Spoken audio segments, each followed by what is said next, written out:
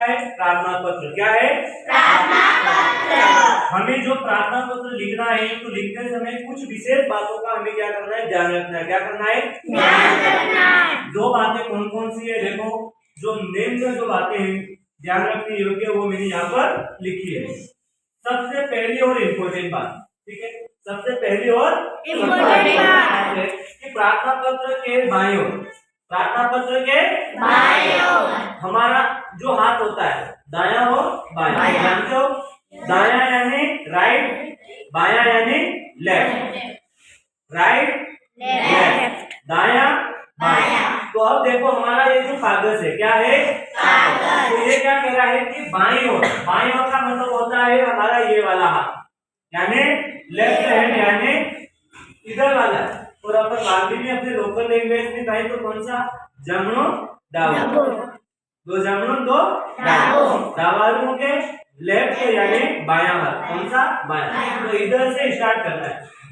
यहाँ पर क्या स्टार्ट करना है? देखो, सम्मान सूचक शब्द के साथ अधिकारी, यानी कि जिस भी व्यक्ति के लिए हम प्रार्थना पत्र लिख रहे हैं, जैसे प्रधानाध्यापक हो गया, जिला कलेक्टर हो गया, मुख्यमंत्री हो गया, प्रधानमंत्री हो गया, या विद्युत विभाग में विद्युत अधिकारी हो गया, जिसके लिए भी, जैसे अपन पंचायत समिति में अपन लिखते हैं, ठीक है, तो विकास अधिकारी हो गया, जिनके भी लिए हम प्रार्थना पत्र लिख रहे हैं, तो उस अधिकारी के पद का नाम लिखना है।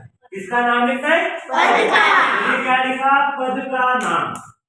इसका नाम पद का नाम, ठीक है, जो जिस पोस्ट पे बैठा हुआ उस पद का नाम लिखना। जैसे मैंने उदाहरण बताया अपने स्कूल की बात करें अपन कि सम्मान सूचक शब्द सबसे पहले अपन बाईं ओर लिखेंगे सेवायम। क्या लिखेंगे? सेवायम। फिर लिखेंगे श्रीमंत प्रधानाध्यापक महोदय, प्रधानाध्यापक महोदय। अगर हमारी स्कूल 12वीं तक होती तो यहाँ पर प्रधानाचार्य आता। क्या आता?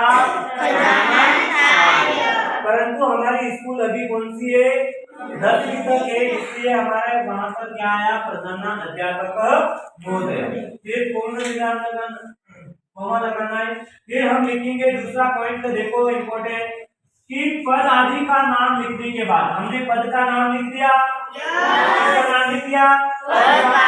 पद आदि का नाम लिखने के बाद में अधिकारी के कार्यालय का नाम और पता लिखेंगे, यानी कि वो कहाँ पर स्थित है। जैसे हमारा स्कूल है जो इस स्थान से है तो उसका पता लिख रहे हैं कि भगवती विद्या मंदिर विद्यालय, ठीक है। तो इस प्रकार से उस कार्यालय का हम क्या लिखेंगे? पता, एड्रेस लिखेंगे। फिर तीसरा पॉइंट, इसके बाद प्रार्थना पत्र जिस उद्देश्य से, यानी कि जो कारण है किसके लिए लिख रहे हैं हम, जैसे हम बीमार हो जाते हैं तो बीमार के लिए तो ज्वर पीड़ित, चरित्र प्रमाण पत्र चाहिए तो हम चरित्र प्रमाण पत्र आवश्यक है, ठीक है, टीसी चाहिए तो स्थानांतरण प्रमाण पत्र, ठीक है। तो जो भी उद्देश्य या कारण है उसको लिखिए, यानी कि जिसके लिए भी लिखे जा रही है उसका कारण हमें स्पष्ट रूप से लिखना है। और वो किसमें लिखेंगे? विषय के रूप में। किसके रूप में? विषय के रूप में। लिखते नहीं लिखते अपन, ठीक है।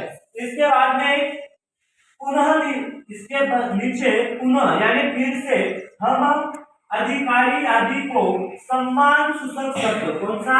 सम्मान सूचक शब्द करेंगे। जैसे हम लिखते हैं विषय लिखने के बाद में हम फिर महोदय लिखते नहीं लिखते, तो इस प्रकार से हमें महोदय आदि शब्दों और स्त्रीलिंग होगा तो महोदया। सम्मान सूचक शब्द लिखने के बाद अपना निवेदन लिखना है कि हम जिसके लिए प्रार्थना पत्र लिख रहे हैं, हमारा मुख्य उद्देश्य क्या है, किस कारण से हम प्रार्थना पत्र लिख रहे हैं, तो उसका हमें क्या लिखना है?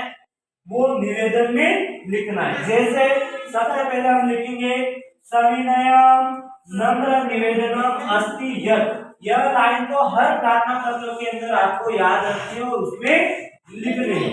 इसके बाद में हमारा जो मुख्य बातें हैं उनको स्पष्ट और कम शब्दों में समाप्त करना है। फिर अंतिम में प्रार्थना पत्र समाप्ति के बाद जैसे ही हमारा निवेदन समाप्त हो जाता है तो इसके बाद में प्रार्थना पत्र के बाईं ओर यानी कि वापस इधर तो हमें क्या लिखना है, दिनांक। क्या लिखना है, दिनांक। यानी कि जिस दिन प्रार्थना पत्र लिखा जा रहा है उसकी दिनांक, और बाएं ओर यानी कि इधर साइड में निवेदक यानी कि जो प्रार्थना पत्र लिख रहा है, निवेदन कर रहा है, उसका नाम और पता लिखेंगे। जैसे भविद्याकारी शिष्य यानी भविद्या यानी आपका आज्ञाकारी शिष्य, और यहाँ पर देश में अपना अपना नाम लिखना है। अगर प्रार्थना पत्र के जो आपका एग्जाम पेपर है उसके अंदर विद्यार्थी का नाम दिया हुआ है तो उसका नाम लिखना है, नहीं दिया हुआ है तो अपना नाम लिखना है। फिर कक्षा या इस प्रकार से अंक भी आप लिख सकते हो। ठीक है, इस प्रकार से आपको पूरा प्रार्थना पत्र लिखना है। ठीक है।